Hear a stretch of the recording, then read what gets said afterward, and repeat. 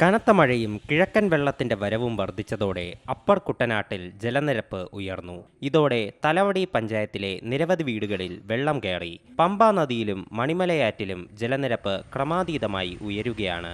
എടത്വ, തകഴി, വീയപുരം എന്നീ പഞ്ചായത്തുകളിലെ താഴ്ന്ന പ്രദേശങ്ങളും വെള്ളത്തിൽ മുങ്ങിയിട്ടുണ്ട്. മഴ നീണ്ടുനിന്നാൽ തലവടിയിലെ ഒട്ടുമിക്ക വീടുകളും വെള്ളത്തിൽ മുങ്ങും.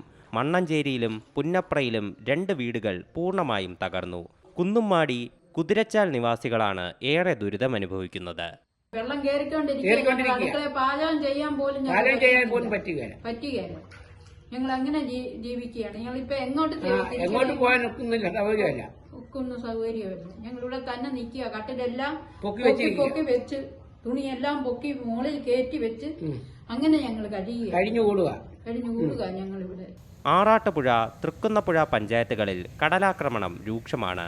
തൃക്കുന്നപ്പുഴ പഞ്ചായത്തിലെ മതുക്കൽ, പാനൂർ, കിഴക്കത്തേരി, ആറാട്ടുപുഴ പഞ്ചായത്തിലെ MES ജംഗ്ഷൻ വടക്ക്, കാർത്തിക ജംഗ്ഷൻ, പത്തിശ്ശേരി, AC പള്ളി ഭാഗം, അഴീക്കോട് നഗർ എന്നിവിടങ്ങളിൽ കടൽക്ഷോഭമുണ്ടായി. കടൽ റോഡിലേക്ക് കയറിയതോടെ ഗതാഗതം തടസ്സപ്പെട്ടു. നിരവധി വീടുകളുടെ പരിസരം വെള്ളത്തിൽ മുങ്ങി. പാനൂർ ഭാഗത്ത് വീടുകളുടെ ചുമരിലാണ് തിരമാല പതിക്കുന്നത്.